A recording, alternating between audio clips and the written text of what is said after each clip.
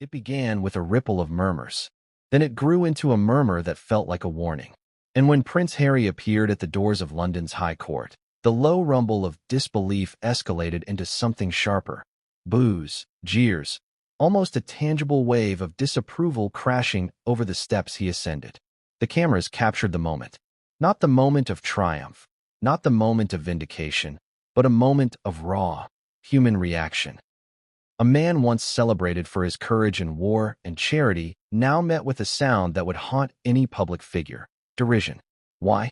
What had happened to provoke this collective response from those gathered outside the court that Wednesday morning? And more importantly, what did it mean for Harry, not just as a public figure, but as a man whose life has been under relentless scrutiny for decades? Before we continue, please hit the like button, subscribe to the channel, and turn on the notification bell for updates. It's tempting to reduce this scene to the simple binaries we see in headlines: Harry versus the press. Prince Harry standing in judgment over journalists. A prince in confrontation with the powerful machinery of media. But the reality is more complex, layered with tension, history, and a story that's only beginning to unfold in ways that will reverberate far beyond the walls of a courtroom in central London. For those who follow the royals, who think they understand the patterns of behavior, the allegiances, the protocols, this moment challenges everything you think you know. It's not just about a legal battle. It's about reputation, trust, and the very idea of privacy in a world that seems determined to strip it away. On that morning, Harry was accused of taking a stand against what he says is decades-long unlawful intrusion into his private life. His claim: the publisher of the Daily Mail and its sister publication, The Mail on Sunday, engaged in methods intended to uncover private information about him, his family, and others close to him, all without consent. The publishers, naturally, rejected these accusations outright, framing Harry's claims as preposterous, without foundation, and irrelevant, pointing instead to the legitimacy of their sources. It is a story that pits individual privacy against institutional power, and it is happening under the unblinking eye of cameras, public opinion, and a legal system that rarely, if ever, moves slowly. But the court of public opinion moves differently. It is impatient, volatile, and often unforgiving. The reaction on the steps of the High Court that morning, loud, unmistakable, and unrelenting, was a reminder that public sympathy is a fragile thing. Prince Harry, whose every public move is dissected, judged, and republished, felt it in real time. There was no filter, no buffer, no courtesy reserved for status or history. And the question that lingers, as you watch footage after footage, is this: what does it take to move the public back into your corner once that trust or admiration erodes, even slightly? Is it enough to present facts in a courtroom? Or does the theater of public perception outweigh the actual truth of the claims themselves? The legal battle itself is no small undertaking. Scheduled to run for over 2 months, concluding on March 26th, it represents not just a confrontation with a powerful media organization, but also a prolonged public display of vulnerability.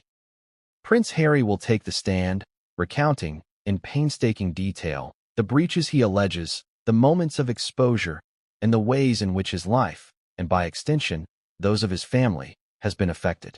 And while the proceedings are meticulously structured, the human drama behind them is anything but. Every word, every pause, every motion of the head will be analyzed, discussed, and replayed countless times across news channels and social media feeds. And yet, for all the planning, for all the legal strategy, there is a deeper narrative unfolding. The story of how a prince navigates anger, grief, and betrayal under the most public of microscopes. Imagine, for a moment, the stakes. For Harry, this is not just about seeking justice. It is about reclaiming a sense of agency in a life where agency has often felt illusory. For the publishers, it is about defending a centuries-old institution of press freedom. A claim they will make repeatedly, framing their work as responsible journalism based on legitimate sources, not covert, illegal activity. And for the public, it is about perception. Who is right? Who is wrong? And more importantly, how do you judge right and wrong when the story is layered with history, power, and emotion? The trial's backdrop is just as significant as the legal arguments themselves. The media frenzy surrounding the royal family is unmatched, and Prince Harry, more than any other figure of his generation, embodies that tension. From his military service to his charity work, from his marriage to Meghan Markle to his departure from royal duties, Harry has lived a life intensely scrutinized. Each chapter of his public life has been followed with a mixture of fascination, admiration, and, at times, cruelty. This trial represents yet another chapter, but one that hits closer to the question of personal autonomy and privacy than perhaps any other event in recent years. And the emotional stakes? They are profound. Every accusation, every public reaction, every courtroom exchange carries with it echoes of betrayal and protection, of frustration and courage. When Harry steps into that high court, it is not just a man walking into a building. It is a lifetime of experiences colliding with an institution built to defend its own. There is tension in every footstep, a subtle drama in every glance exchanged across the room, every whisper of counsel in the ear of a client. This is storytelling at its most intricate, law and emotion intertwined, with consequences that extend far beyond the courtroom. So what happened as he approached the court that day? Cameras followed him down the stone steps. The morning light caught the edges of his expression, tight, careful, controlled. He raised his hand in acknowledgement of photographers. He smiled briefly, almost reflexively, at an unseen crowd. And then came the sound, a chorus of jeers, a wave of boos that punctuated the otherwise stately ambience of the court's exterior. It was subtle at first, then louder, then unmistakable, a reaction that seemed to say, "We are watching, we are judging, and we will not ignore you."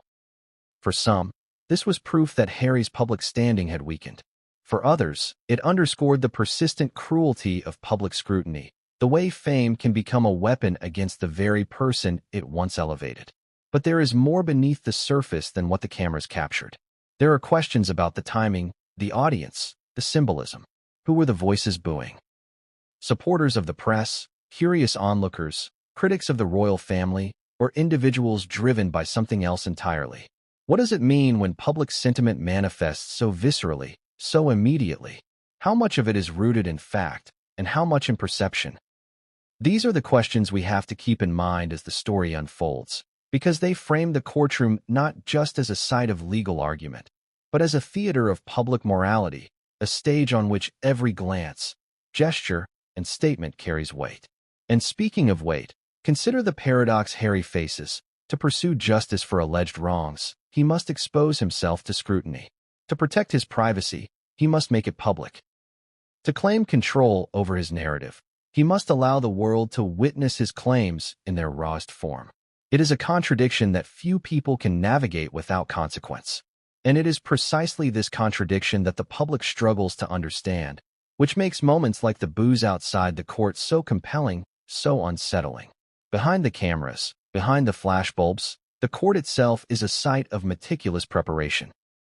Legal teams from both sides have spent months assembling documents, witness lists, and schedules.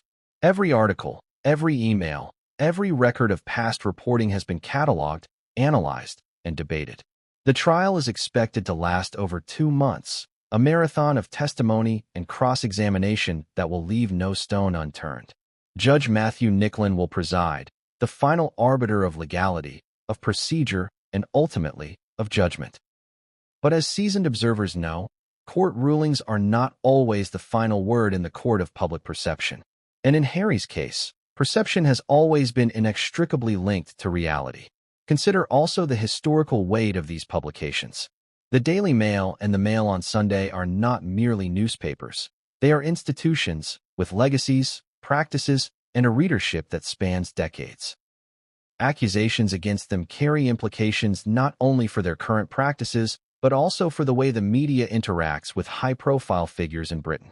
A ruling in Harry's favor could reverberate across the press landscape, influencing journalistic practices, privacy expectations, and perhaps even public trust in the media.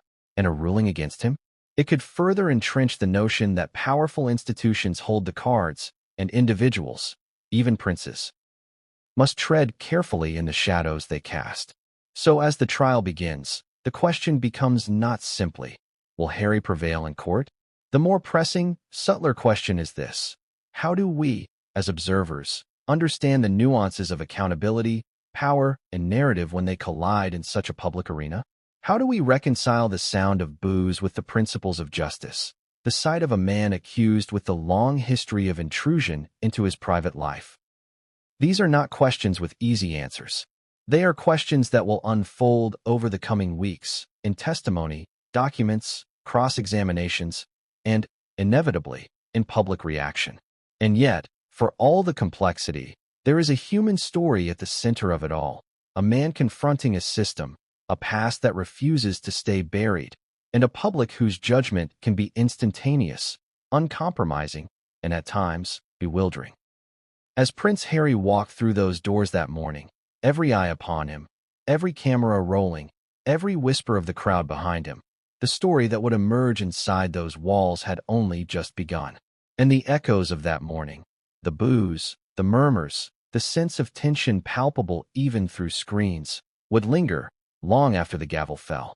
What comes next is a tale of meticulous testimony, emotional vulnerability, and legal strategy.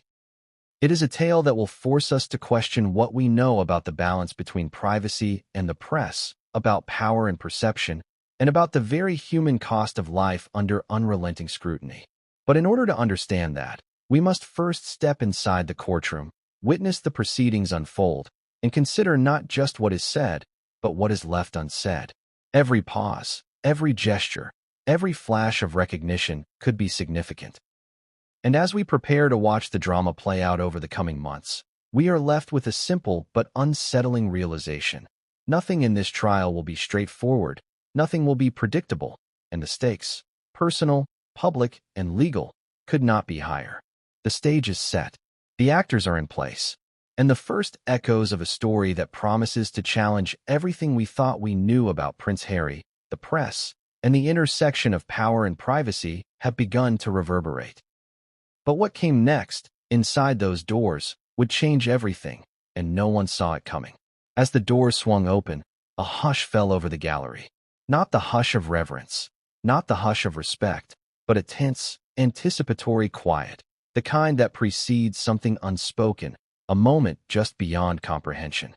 Inside London's High Court, the air was heavy with expectation, with the weight of decades of reporting, of headlines that had defined, dissected, and sometimes distorted the life of one man.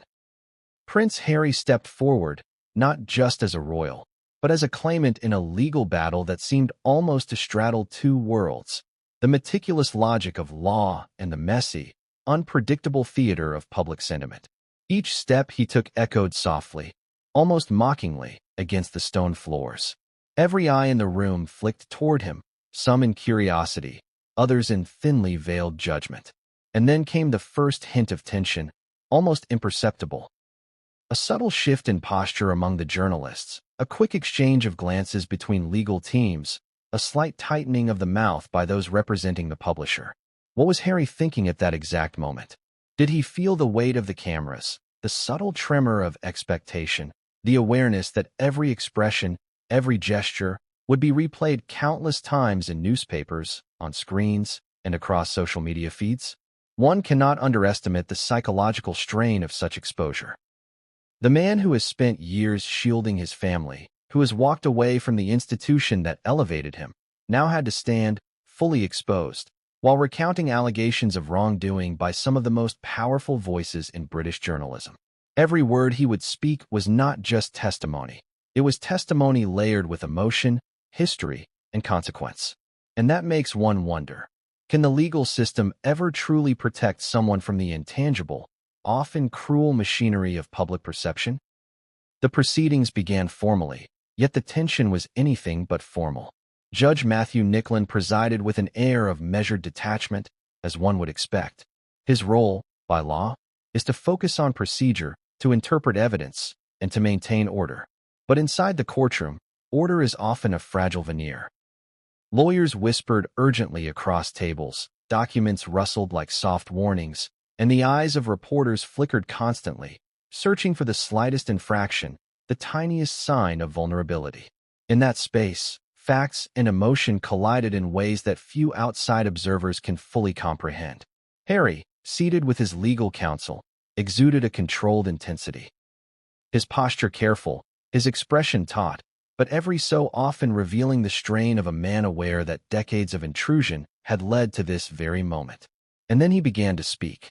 The opening words, carefully measured, set the tone for what would become a complex, layered narrative.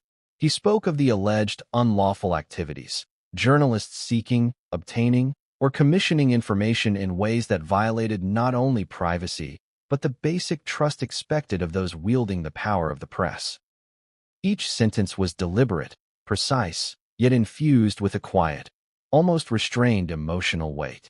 What strikes one immediately is the duality, the legal clarity of his statements, coupled with the human undertone of frustration, hurt, and, perhaps, disbelief that such intrusion could continue unchecked. It was a subtle, difficult balancing act, to be both plaintiff and victim, both witness and actor in a story that the world has been following for decades. The publisher's defense, poised and unflinching, responded with a mixture of assertiveness and deniability. They framed their actions as legitimate, their reporting as responsible journalism, emphasizing sources, research, and editorial judgment. To the casual observer, it might seem straightforward. One side claims wrongdoing, the other denies it.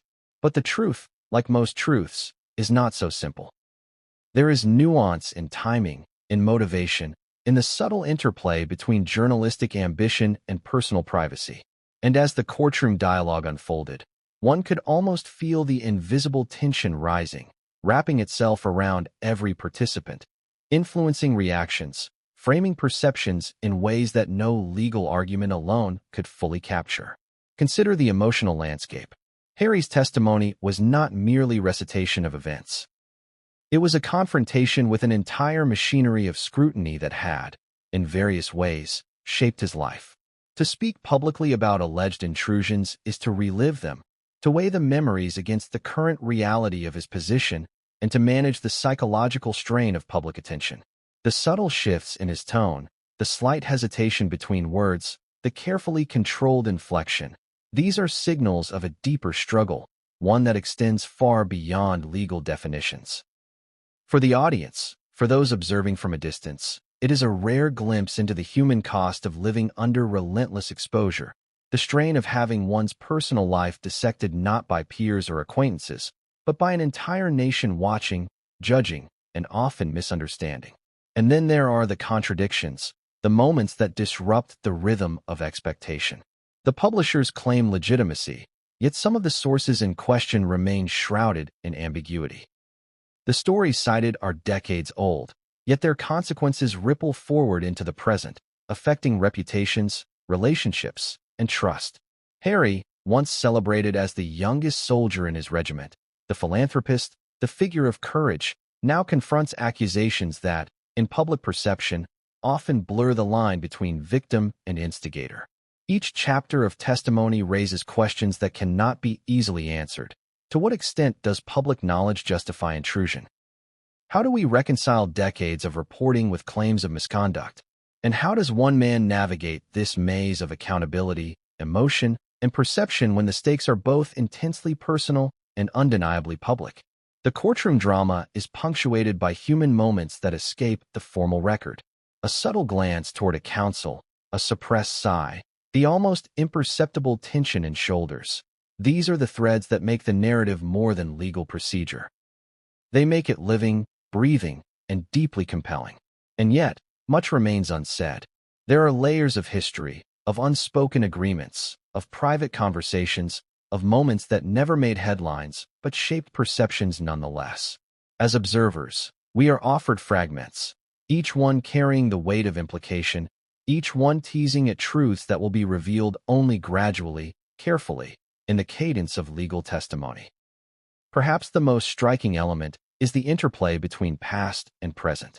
Many of the articles under scrutiny were published 20, 30 years ago, yet the consequences resonate now, amplified by technology, social media, and the enduring fascination with the royal family. Time, in this sense, is both ally and adversary. It offers context, yet it magnifies every detail, every minor breach, every perceived slight. And for Harry, Time is unforgiving. The past cannot be rewritten, yet it continues to shape the narrative he must now confront in the most public of arenas. Questions of trust permeate every aspect of the trial. Trust between the plaintiff and the press. Trust between the audience and the narrative. Trust between law and public opinion. And trust, once eroded, is incredibly difficult to rebuild. As Harry testified, one could almost feel the invisible balancing act he performed. Asserting facts without anger, demonstrating hurt without appearing vulnerable, challenging wrongdoing without becoming consumed by the spectacle of accusation. It is a performance, yes, but a performance steeped in reality, in the lived experience of someone for whom every misstep, every misperception, has had tangible consequences. And outside the courtroom, the story unfolds simultaneously in a different arena, the court of public reaction. Social media posts, commentary from journalists, snippets of conversation overheard by passers-by, all form a parallel narrative. Every tweet, every repost, every headline contributes to a shifting landscape of perception, a constantly moving backdrop against which Harry's words are measured. The courtroom becomes a prism, refracting past events, public sentiment, and media narrative into a complex spectrum of understanding, misunderstanding, and judgment. And for Harry, navigating this dual reality, the legal and the perceptual, requires a delicate, almost surgical awareness of timing, tone, and implication. The implications of this trial extend far beyond Harry himself. If the court rules in his favor, the precedent could reshape media practices, privacy expectations, and the responsibilities of journalists toward high-profile individuals. If the court rules against him, it may reinforce the idea that public figures, even those who have served their country and society, are subject to the unyielding gaze of institutional press. The outcome, therefore, is not only legal but symbolic, influencing how future interactions between media and public figures are negotiated, and how the public interprets both transparency and intrusion. And yet, amid all the strategy, history, and law, there are moments of raw human emotion. The quiet flinch when a specific article is mentioned, the brief shadow of fatigue crossing a face accustomed to scrutiny, the subtle relief when a question is answered with clarity. These fleeting gestures punctuate the proceedings in ways that no formal transcript can capture. They are reminders that, at its core, this is a deeply human story. A man confronting the forces that have shaped, scrutinized, and sometimes constrained his life, seeking recognition not just of legal standing, but of the dignity he claims as a person. But as the day unfolded, it became clear that the tension outside the courtroom, the murmurs, the flashes of cameras, the distant cheers and boos, was only a prelude to what would occur inside. Each testimony, each cross-examination, each subtle exchange had the potential to shift perception in unexpected ways. The narrative was unfolding not linearly, but in layers, history, emotion, legality, and public scrutiny intertwining in ways that defied simple explanation. And for Harry, for the legal teams, and for observers, the question remained, what truths would emerge, and how would they reverberate long after the gavel fell? One can almost sense it in the silence between statements, in the brief pauses, in the subtle tension that fills every corner of that courtroom. This is a story that cannot be contained by facts alone. It will unfold in emotion, in implication, in the interplay between perception and reality. Every moment of testimony is a thread in a tapestry that is only beginning to reveal its full pattern. And just as the audience leans forward, anticipating clarity, there is a sudden, almost imperceptible shift, a question posed, a document revealed, a witness introduced, that promises to change the trajectory entirely. The court, though bound by law, cannot control the narrative's emotional momentum, nor the ripple effects that extend far beyond its walls. The room held its breath as the next phase of testimony began. The air was thick with anticipation, the kind of tension that doesn't announce itself but presses down on everyone present. A slight cough, a shuffle of papers, the barely audible click of a pen. These were the sounds that punctuated a silence pregnant with possibility. Prince Harry, sitting upright, hands folded in front of him, allowed a subtle pause before continuing. It was a pause that spoke volumes, a careful calibration of timing that any seasoned observer could recognize. A man weighing each word, aware of the eyes, the cameras, and the collective judgment of both court and public. And yet, beneath that careful exterior, there was an undercurrent of something far more volatile. Frustration, perhaps even lingering anger, simmering just beneath the surface, ready to leak through in a glance, a sigh, a sudden shift in tone. The legal counsel for Harry began with precision, introducing evidence meticulously selected to illustrate the alleged intrusion into his private life. These were not sweeping, generalized accusations. They were specific, granular, and damning in their cumulative weight. Emails, memos, past articles, all pointing to patterns of behavior that Harry's team argued were invasive, deliberate, and orchestrated with intent. One document in particular drew attention. A series of notes that suggested surveillance of personal communications. The publisher's legal team countered with practiced calm, emphasizing the legitimacy of sources, the adherence to journalistic standards, and the decades-old context of the publications. On the surface, the arguments seemed almost procedural, but the room, and the cameras recording every moment, seemed to sense that the stakes were far higher than mere precedent. It's tempting to view courtroom proceedings as a linear, almost mechanical process. Questions asked, answers given, documents submitted. But anyone who has spent time observing high-profile trials understands that these events operate on multiple levels simultaneously. There is the legal narrative, sure, but there is also the human narrative, the subtle shifts in emotion, the micro-reactions that convey tension, doubt, and sometimes revelation before any formal statement is made. When Harry referenced an article from years past, one that had seemingly been buried in history, the effect was palpable. A slight flinch across the table, a tightened expression on opposing counsel's face, the almost imperceptible quickening of breath. It was a reminder that words have weight, and history, once resurrected, can pierce even the most fortified defenses. Outside the courtroom, the narrative was unfolding differently. Social media feeds lit up with commentary, speculation, and instant analysis.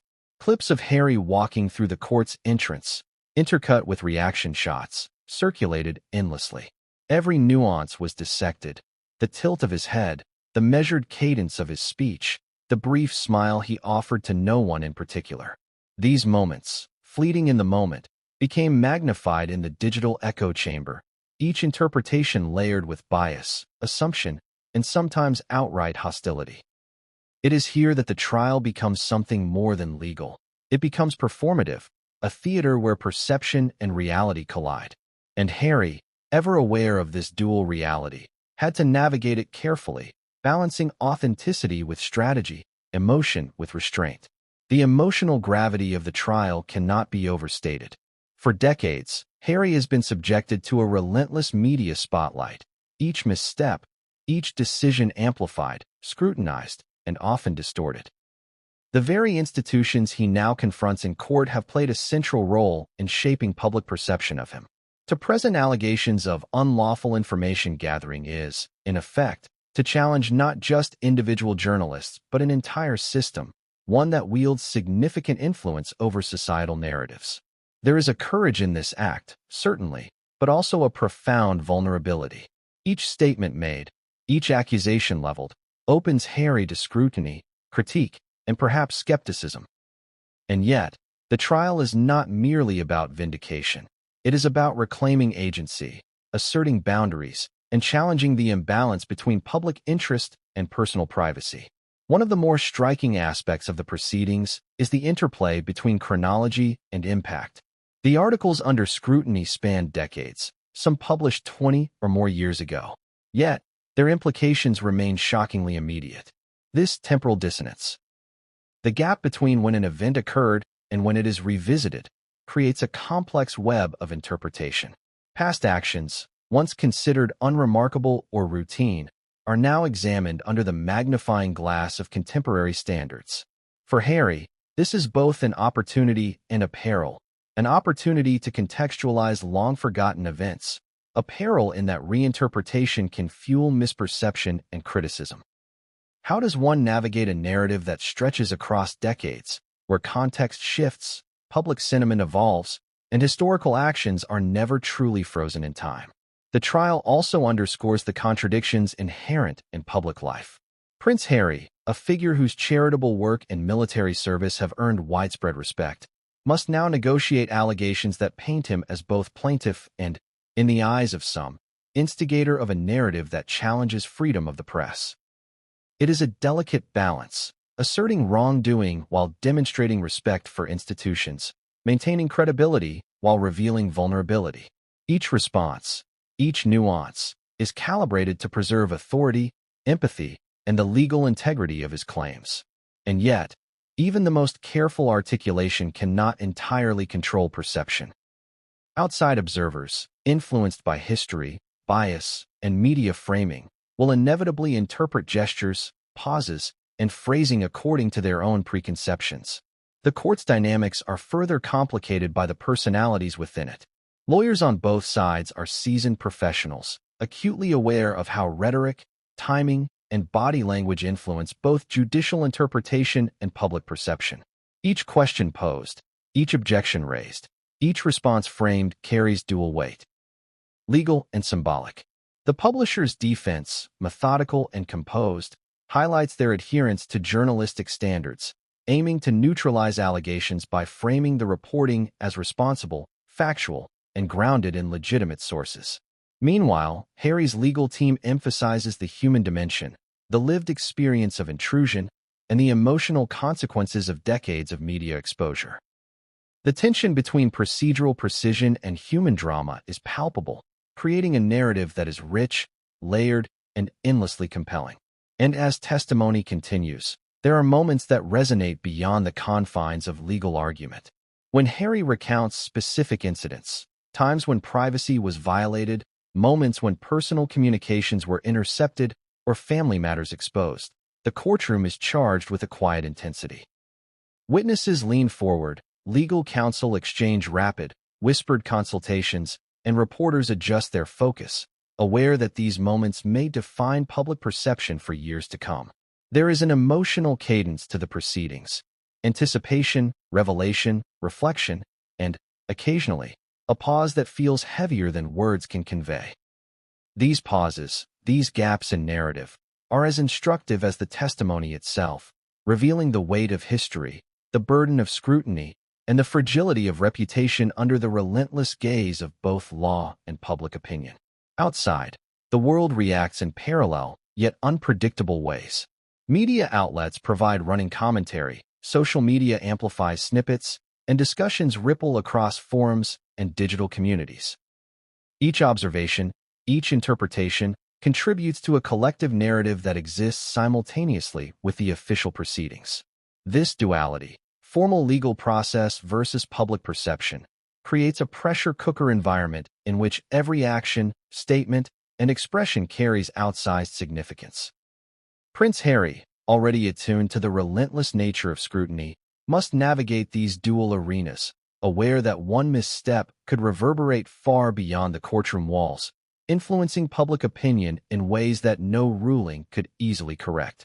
The trial also raises broader questions about power, accountability, and responsibility. How should institutions wield influence over individual lives? To what extent does public curiosity justify intrusion? Where is the line between legitimate reporting and unlawful activity? And perhaps most importantly, how does one assert personal boundaries in an environment structured to test and sometimes erode them? These questions extend far beyond the immediate conflict between Harry and the publishers. They touch on societal values, ethical journalism, and the delicate balance between transparency and respect for personal life. Every detail in the courtroom seems to carry symbolic weight. The shuffle of papers, the arrangement of legal teams, the placement of cameras, all contribute to the narrative being constructed in real time. Even the smallest gestures, a subtle glance, a controlled sigh, a hand raised momentarily, are interpreted, consciously or unconsciously, by everyone present. These details, almost imperceptible in isolation, accumulate to create a layered understanding of both the proceedings and the human experience at their core. They illustrate the profound truth that high-profile legal battles are never just about evidence or law. They are about perception, emotion, and the negotiation of power under intense scrutiny. And amid this orchestration of law and emotion, one cannot ignore the broader implications for privacy, precedent, and personal agency.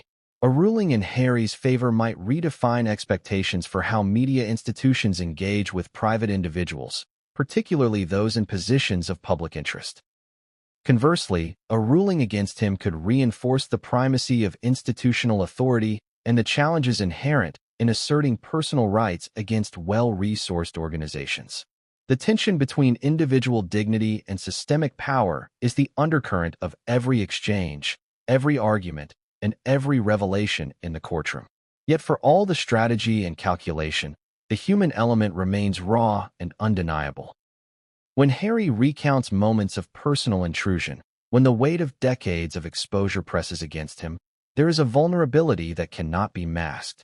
The courtroom, structured as it is for logic and order, cannot contain the emotional resonance of lived experience. Observers, judges, lawyers, reporters, and viewers alike are drawn into this tension, compelled to reckon not only with the facts presented, but with the unspoken human story unfolding in real time. Every pause, every subtle reaction, every brief lapse of composure speaks volumes, offering insight into the toll exacted by a life lived under relentless observation. And as the day progresses, the courtroom itself seems to breathe, responding to each turn of testimony, each introduction of evidence, each subtle clash of strategy. The narrative is fluid, unpredictable, and deeply human. For Harry, each statement, each revelation, each response is a step in a complex dance between law, emotion, and public perception. The pressure is immense, the stakes profound, and the outcome, though yet undetermined, is poised to reverberate far beyond the immediate legal proceedings. But just as the room settles into a rhythm, a sudden, almost imperceptible shift occurs. A new document is introduced, one with implications that have the potential to alter the trajectory of testimony. The publisher's defense, momentarily unsettled, exchanges quick glances. The judge leans forward, attentive but controlled. And for Harry, a slight tightening of the jaw hints at the gravity of what has just emerged. Another layer, another complexity, another moment that could redefine the unfolding story. The trial, already tense, has now moved into a space where every word, every reaction, carries amplified significance. The stakes are higher, the narrative richer, and the audience, inside and outside the courtroom, is left to grapple with the fact that nothing here is ever simple. The introduction of the new document sent subtle tremors through the courtroom. It was not dramatic at first glance, no explosive revelation, no headline-ready bombshell. It was, in fact, meticulously mundane, notes, dates, correspondences, but with enough specificity to suggest a pattern, a system, a deliberate approach that had been largely invisible until now.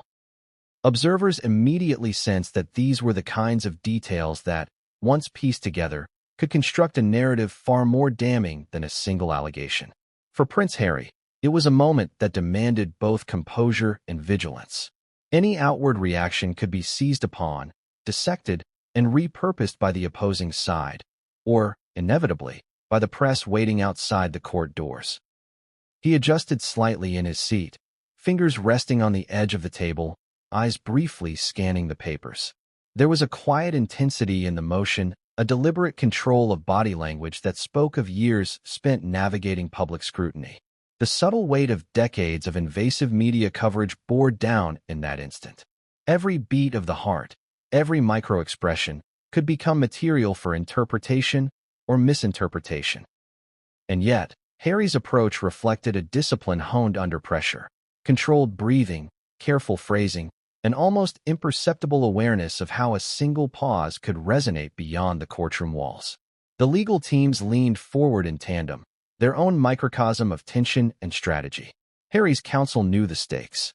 These documents, carefully assembled over months, were the key to establishing a pattern of alleged intrusion, what the legal team termed systemic and deliberate. Each page, each line, could demonstrate intent, consistency, and scope. The publisher's attorneys, meanwhile, responded with a subtle shift of posture, a readiness to reframe, to contextualize, to dismantle the implications before they could solidify in the minds of jurors, press, and spectators alike. Their strategy relied on reframing the narrative. These were legitimate sources, the documents incomplete, the allegations rooted in perception rather than fact. It was a chess match played with words, gestures, and timing, every move calibrated for maximum effect. Outside the immediate focus of the courtroom, another layer of narrative unfolded. Newsrooms across London and beyond were alive with speculation, footage of the entrance replayed with commentary, analysts breaking down Harry's posture, his expression, his demeanor, clips of him adjusting his tie, the brief acknowledgement of a camera flash, a subtle exhale. All became data points in a sprawling interpretive exercise. Social media churned with reaction, support, skepticism, ridicule, defense. This duality, the legal proceedings inside and the interpretive theater outside, created an environment in which every nuance mattered. Harry's words, his gestures, his pauses were no longer confined to their original context. They were refracted through lenses of bias, expectation, and fascination. And then came the first cross-examination. The opposing counsel, poised and deliberate, began to probe. Each question was measured, designed not simply to extract information but to test composure, to challenge credibility, to create subtle pressure points that could unsettle even the most disciplined witness. It was not aggressive in tone, but insidious in method, precise, persistent, relentless. Harry responded with clarity, his voice steady, controlled, but layered with subtle tension. Slight inflections that betrayed the human experience behind the legal facade.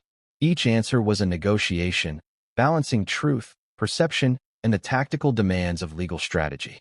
Within this exchange, one can observe the emotional contrasts that define the trial. On the one hand, Harry embodies authority, credibility, and careful reasoning. On the other hand, there are moments of exposed humanity. The brief tightening of the jaw, a flicker of frustration in the eyes, a slight hesitation before an answer. These moments, almost imperceptible, carry enormous weight.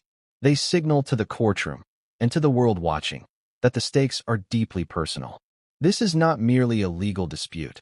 It is a confrontation with decades of intrusion, with patterns of behavior that have shaped public perception, and with the ongoing.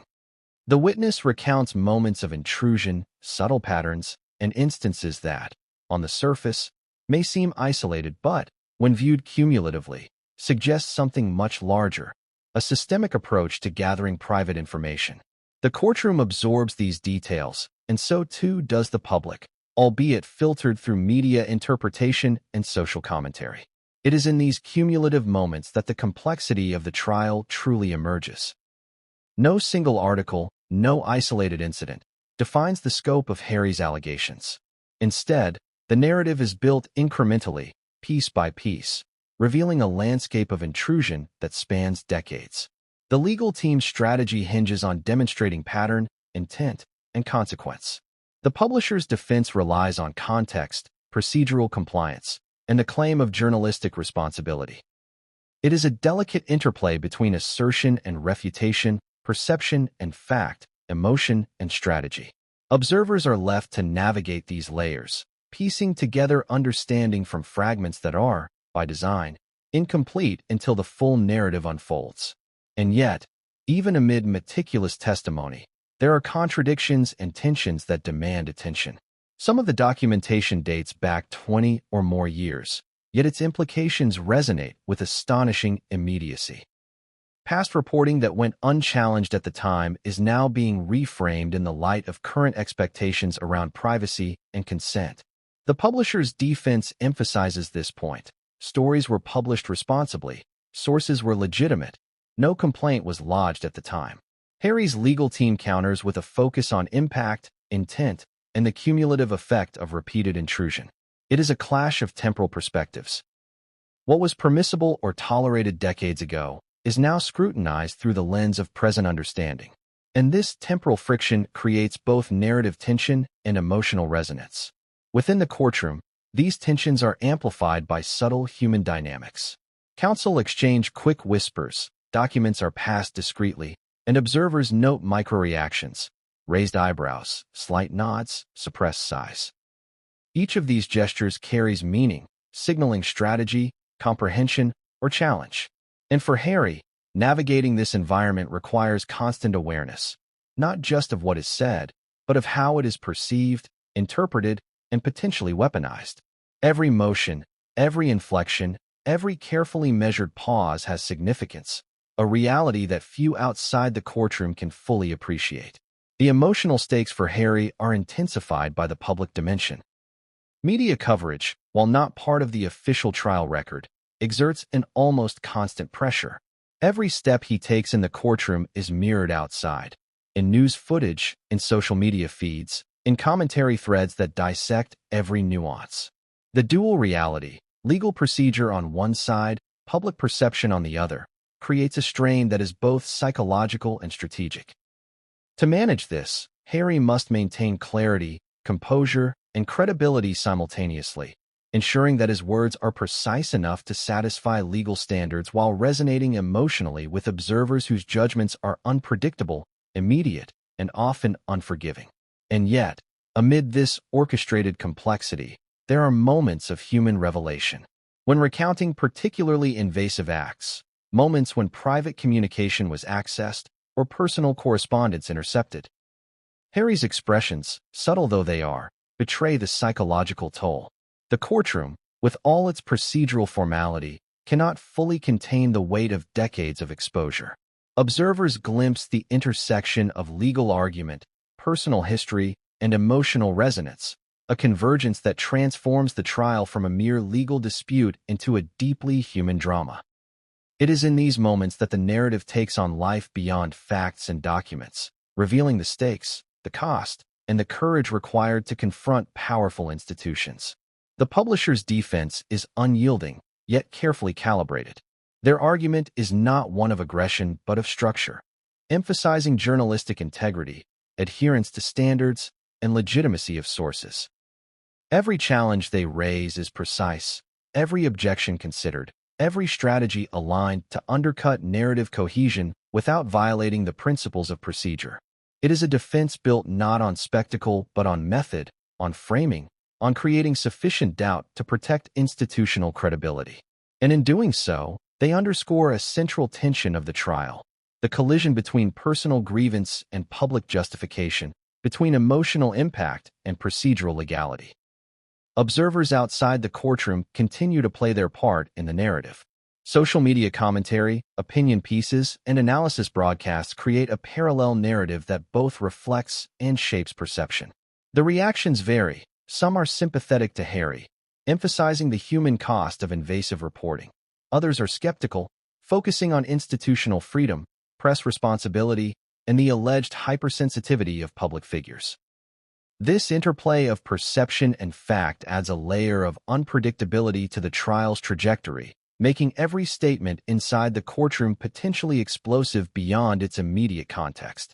And just as the narrative seems to reach a tentative equilibrium, the legal teams pivot.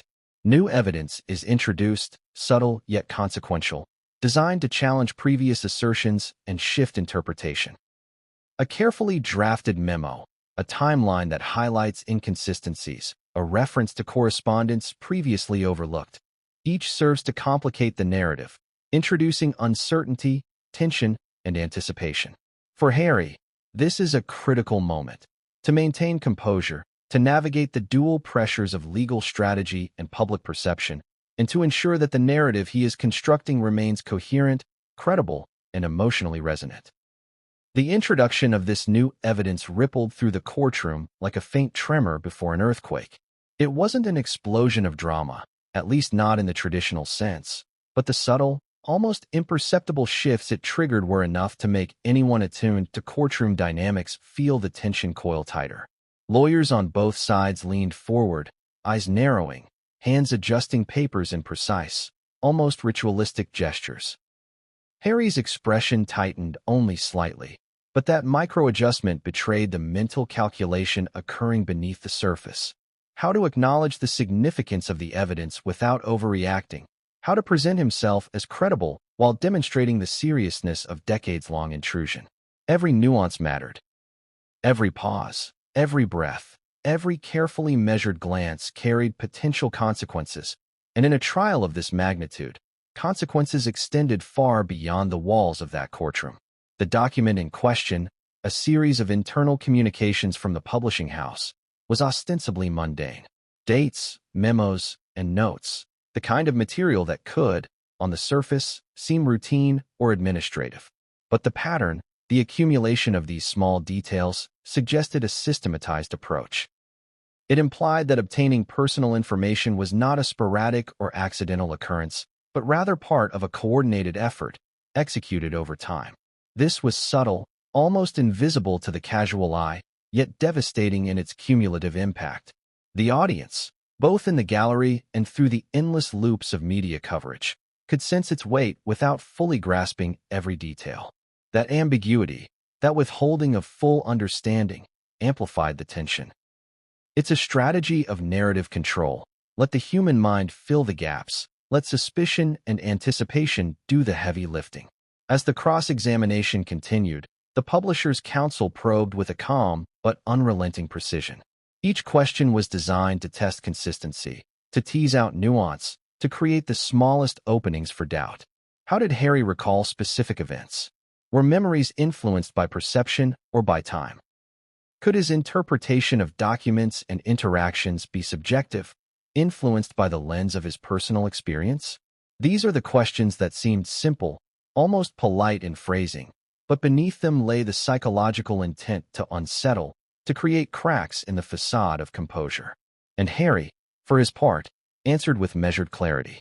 His voice remained steady, even tempered, those subtle cues, the micro-tightening of fingers, the brief pause before response, revealed the effort required to maintain this balance under relentless scrutiny.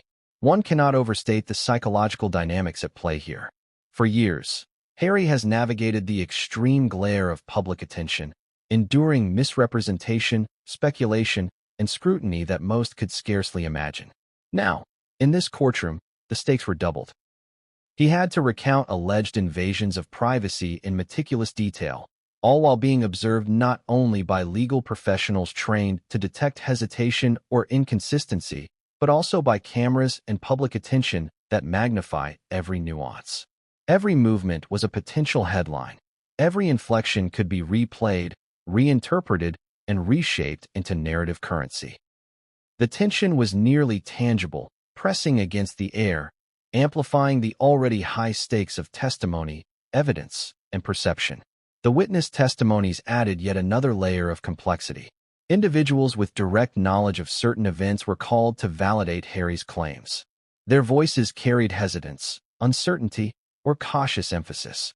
Each narrative fragment was a double-edged sword, essential for corroboration, but vulnerable to reinterpretation or challenge. Some witnesses hesitated on precise details, raising questions about reliability or memory, yet their overall testimony reinforced patterns, contexts, and timelines that were difficult for the defense to counter completely. The interplay between specificity and ambiguity created a tension that the courtroom seemed to hum with, a slow burn of anticipation, of stakes ratcheted higher with each statement. At moments, one could detect the emotional strain that runs beneath legal proceedings of this nature. Harry's recollections were not simply procedural. They were interwoven with experiences of intrusion, frustration, and the subtle pain of exposure. The courtroom, a space designed for logic and legal rigor, could not contain the undercurrents of human experience. Brief flickers of emotion, an almost imperceptible tightening of the jaw, a pause to collect thought, a glance of acknowledgement, revealed the personal stakes in ways that formal arguments cannot. Observers, especially those attuned to subtle cues, could sense the duality, the calm, articulate public figure juxtaposed against a man reliving decades of personal intrusion, aware that every word might be dissected and magnified. The publisher's defense continued to emphasize legitimacy and procedural correctness, reframing allegations as misinterpretations and stressing the adherence to journalistic standards. Yet, The repeated layering of evidence, witness testimony, and cross-examination subtly countered these assertions, building a narrative of systematic intrusion. The courtroom became a dynamic space of tension, a place where legal argument, emotional resonance, and public perception intersected, each amplifying the other. Observers were drawn into this rhythm, feeling the push and pull between controlled narrative and human vulnerability. Simultaneously, the courtroom was a theater of micro-gestures and strategic communication. Counsel leaned in, whispered across the table, and exchanged rapid glances, each movement deliberate, each signal carefully constructed. Harry adjusted posture, made small but purposeful gestures, and modulated tone. The judge maintained an air of impartiality, but was acutely aware of the significance of each exchange. Every participant navigated a web of strategy, perception, and law, understanding that in a trial of this magnitude, even the smallest gestures can carry profound weight. Outside, the narrative unfolded in parallel. Social media and news outlets dissected every snippet of video, every transcript excerpt. Analysts debated tone, phrasing, and credibility, creating a meta-narrative that coexisted with the official proceedings. Supporters, skeptics, and casual observers all contributed, shaping public perception in ways that neither legal team could fully control. The dual pressure, legal and public, exerted a psychological strain that few can truly comprehend. Harry had to remain present and authoritative in the courtroom while cognizant of the ripple effects of his words beyond the immediate environment. The day progressed with subtle, incremental shifts in momentum. Each piece of evidence introduced, each witness's testimony given, each question posed contributed to the larger mosaic of the trial. Cumulative weight began to form, a sense that the allegations were not isolated incidents but indicative of broader patterns. These patterns, once glimpsed, hinted at a larger story of intrusion, strategy, and systemic behavior that went beyond the immediate dispute. The tension grew, not explosively, but in a steady, almost relentless way, creating a narrative that engaged both intellect and emotion, demanding attention from all present. And yet, the trial also revealed contradictions that complicated the story. Some documents presented by Harry's team were open to interpretation. Some witnesses' recollections were imperfect, as human memory often is. The publishers emphasized these contradictions, suggesting that the narrative being constructed was shaped by perception as much as by fact. Herein lies the subtle brilliance of the courtroom drama. Facts, emotion, memory, and perception collide, creating a space where certainty is elusive and every assertion is both weapon and shield. The audience, both inside and outside the courtroom, is compelled to navigate this complexity, to wrestle with ambiguity, and to question assumptions at every turn. Just when the courtroom seemed to settle into a rhythm of careful argument and cross-examination, an unexpected development shifted the tension further. A line of questioning revealed a prior interaction between journalists and individuals close to Harry that had not been fully examined. The implications were immediate.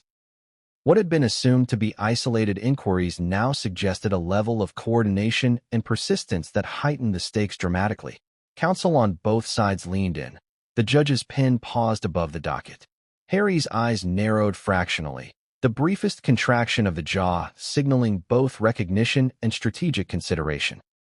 The momentum of the trial, already complex, had suddenly tilted, creating a new layer of suspense that could ripple through the narrative, influence perception, and redefine the trajectory of evidence. The courtroom seemed to contract in that moment, as though the walls themselves were leaning in, amplifying the weight of the new revelation. Every participant, judge, counsel, reporters, and Harry himself, felt the subtle shift, a sense that the trial had entered a more precarious terrain. What had previously seemed like a linear presentation of evidence now hinted at a deeper, more intricate pattern, one that raised questions about intent, coordination, and the broader consequences of decades-long reporting. The documents suggested not just opportunistic information gathering, but a strategy that may have involved multiple layers of interaction, some of which had not yet been fully scrutinized. For Harry, the implications were profound. This was the kind of detail that could, if leveraged effectively, strengthened his case beyond mere allegation. But it also carried risk. Misstep, misstatement, or overreach could be used against him, amplified both inside the courtroom and in the court of public opinion.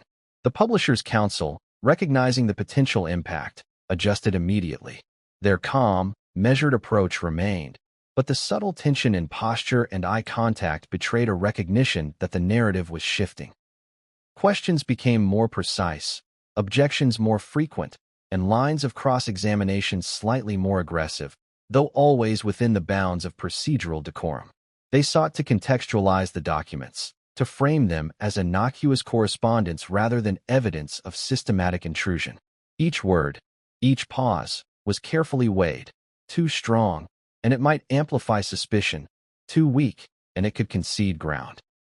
The courtroom became a chessboard of strategy, where each move carried immediate consequences and longer-term implications, both legal and psychological. Harry, for his part, maintained remarkable composure. His responses were deliberate, measured, and carefully calibrated. Yet, beneath the surface, there was an awareness of the tightrope he was walking. These documents could serve as pillars supporting his claims of intrusion and pattern, but they also had the potential to be reframed, challenged, and dissected. Every nod, every subtle change in tone, every brief hesitation carried significance, signaling credibility, emotion, or thoughtfulness to those who watched closely. The trial was no longer just about facts. It had become a study in human behavior under pressure, a theater in which perception often mattered as much as, if not more than, the evidence itself. As the day wore on, witnesses continued to be called, each bringing a new layer of testimony, adding depth and complexity to the narrative. Some spoke to direct experiences of intrusion, recounting events with vivid detail that reinforced Harry's claims. Others provided context, explaining institutional practices, editorial decisions, and the subtle pressures that shape media behavior over time. The cumulative effect was powerful. It painted a picture not of isolated incidents, but of a sustained environment in which privacy could be compromised under the guise of journalistic inquiry. Each account was carefully weighed by the legal teams, interpreted by the judge, and parsed by reporters, whose live coverage and instant analysis amplified every nuance to the watching public. Emotion, subtle but potent, permeated the proceedings. Harry's testimony revealed moments of frustration, disappointment, and lingering anger, tempered by professionalism and legal strategy. It was a delicate balance. To communicate the seriousness of his experience without appearing reactionary, to assert the validity of his claims without slipping into emotional excess, to remain credible and composed while exposing the human cost of repeated intrusion. The courtroom, structured for procedural order, could not entirely contain these undercurrents. Observers, attuned to micro-expressions and vocal inflection, could sense the strain, the weight of accumulated experiences, and the intensity of the stakes involved. The publisher's defense continued to focus on legitimacy, procedural compliance, and journalistic standards. They stressed the importance of context, that articles were based on legitimate sources, published without complaint at the time, and reflective of responsible journalism. Yet, each response revealed the underlying tension of defending decades of reporting under close scrutiny. In highlighting procedural adherence, they risked appearing dismissive of personal impact. In emphasizing context, they had to navigate the tricky terrain of implying that past actions were inherently justifiable while the human consequences, as described by Harry and witnesses, weighed heavily in the courtroom. It was a tightrope act,